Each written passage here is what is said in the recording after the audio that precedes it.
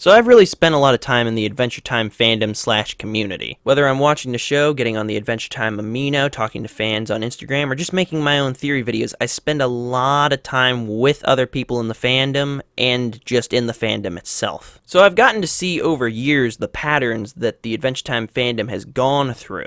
There was the initial stage of show creation, kind of a honeymoon phase between the Adventure Time fans and the show. There was the stage of fan art, which happened right around Adventure Time Season 3 and 4, where people started making like most of the fan art that you see online.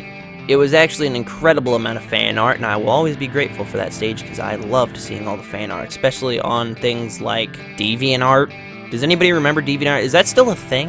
I don't know. Then right around the end of Season 4 and the beginning of Season 5, we had almost like a stage of discovery where that was opening up all this stuff with the Mushroom War and alternate universes and all this crazy stuff, and everything was about the theorists. These people who would go and watch the show intensely and figure out what was going to happen next, or explain to you what just happened, because some people were pretty confused at that point. And then in the final years of the show, somewhere right around starting Season 7, going all the way to Season 10, which was the final season, we had a stage of nostalgia.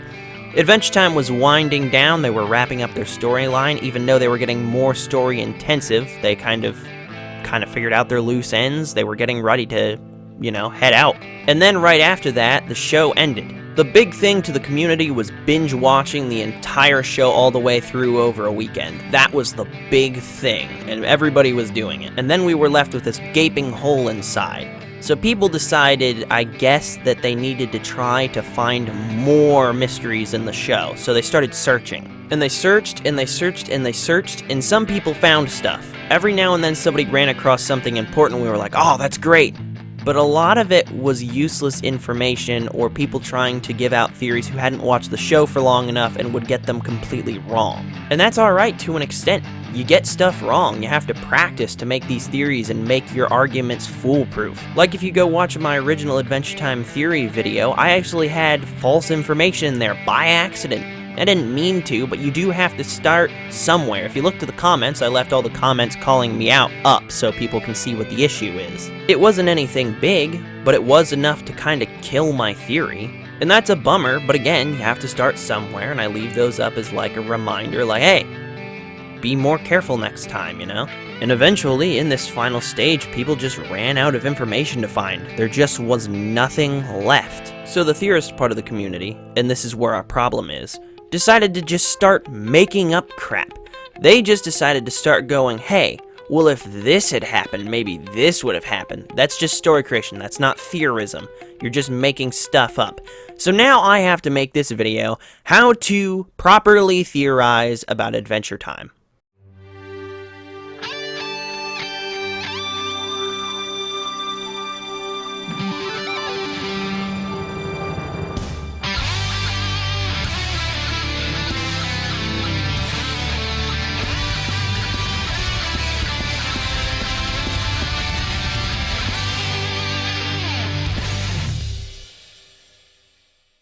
I think it'll be pretty obvious to most people that these skills I'm going to teach you about theorizing, whatever, are going to be able to be used on pretty much anything, like pretty much any show that you run across. But the thing is I'm only really prepared to talk about Adventure Time, so we're just going to theorize about Adventure Time now, and you can go theorize about Steven Universe or some other show later.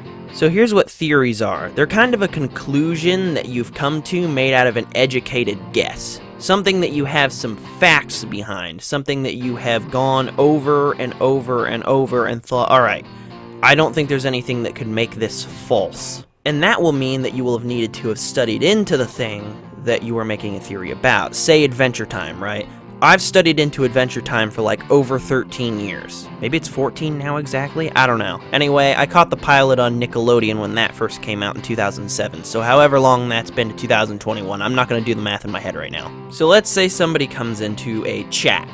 You're like talking about Adventure Time or whatever your show may be, Steven Universe, doesn't matter. But they go up to you and say, hey, I think that Finn the Human's an alien, and you go, okay, that's a strange thing to say. What drew you to that conclusion? And they're like, I don't know, it's just a theory. Okay, It's just guesses. You're just making a storyline. What you need to be is a story writer, not a theorist. And that, of course, is where the mix-up is. People think that theorizing now means making up random crap, and of course it doesn't. It really doesn't. It means coming to a conclusion based off facts. And that's why there are groups of theorists online. A bunch of people that all work together to make sure that there's nothing in the show that disproves that theory so that they can put it out as probably canon. And there are people online that are incredibly good about that. I've seen theorists make stuff like just happen, it seemed. Like they said it and it happened the way that they said it. Like one YouTuber called Uncivilized Elk managed to put together in his head that since Finn and Jake in the episode Crossover used this tool thing called the Maid to try to destroy the Lich, that was gonna mean something particular for Finn and Huntress Wizard's relationship. Like, what? I didn't think of that. And basically all he did to perfectly predict that was figure out that in that episode with the Maid, they were referencing the song A Man Needs a Maid by Neil Young. And that song is about a guy having a distanced relationship. Very similar to the type of relationship a guy would have with his maid if he had one for whatever reason. Probably owns a mansion. Wealthy dude, I don't know. But anyway, that theory was based on good facts and research. Not just making crap up like somebody who says Finn's an alien. It is very obvious to anybody who has watched the show more than 5 minutes that Finn, in fact, is not an alien, and anybody who has watched it for more than 30 minutes can probably ask about 2 questions to bust that theory wide open. For example, I would ask, where in the storyline has it exhibited that Finn might be an alien? And of course they're going to go, I don't know. And then I would also ask, okay, and what physical characteristics of Finn has been shown that makes you think that he's an alien? And of course they're going to go, I don't know. And then they might try to come up with a counter-argument like maybe he's in disguise. But we've seen him as a baby, and he obviously came from the human island because that's been confirmed. So, in conclusion, they're wrong, you're right, and Finn's a human, not an alien. So whichever side of the coin you're on, whether it's the person giving the argument or the person trying to disprove it to help them in the theorist community, you should just be ready to accept the facts. The idea of a theorist community is to help each other get the theories correct and then get them out there, not try to prove everybody else wrong and you right.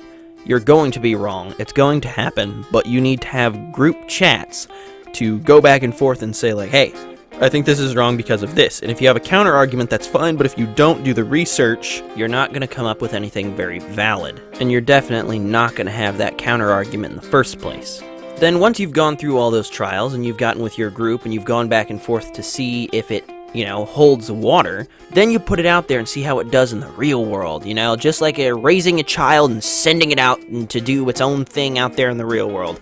So it'll go out there, people will mull it over, people will either believe it or not, people might have counter arguments, it might get shut down once it's out there, but you at least put it through the correct trials and tribulations with people who know something about the show you're talking about. But if your theory is somehow proven to be correct, then it'll get proven as a fact. And then you win the game. You are officially a winning theorist. You have got this thing that turned out to be factual.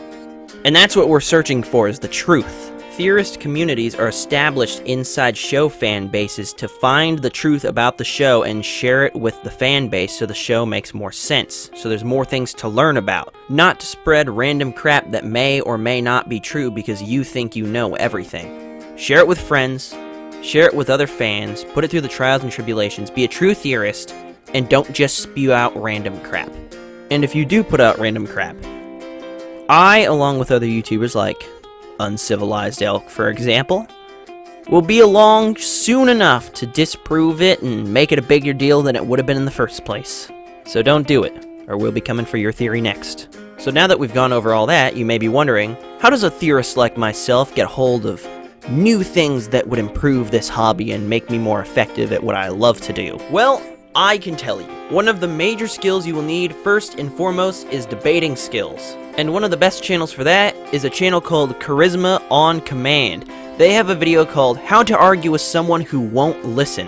It talks about a lot of well-known debaters such as Ben Shapiro, Steven Crowder, and how they deal with people that won't listen to them And it's fairly politically neutral. It's not all politics, it's just generally how to debate.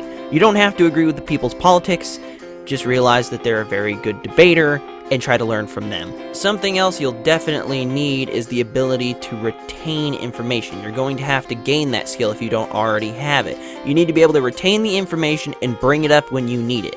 They're two simple things, and it doesn't seem like I should have to make a video about it, but I do because people seem to have forgotten it.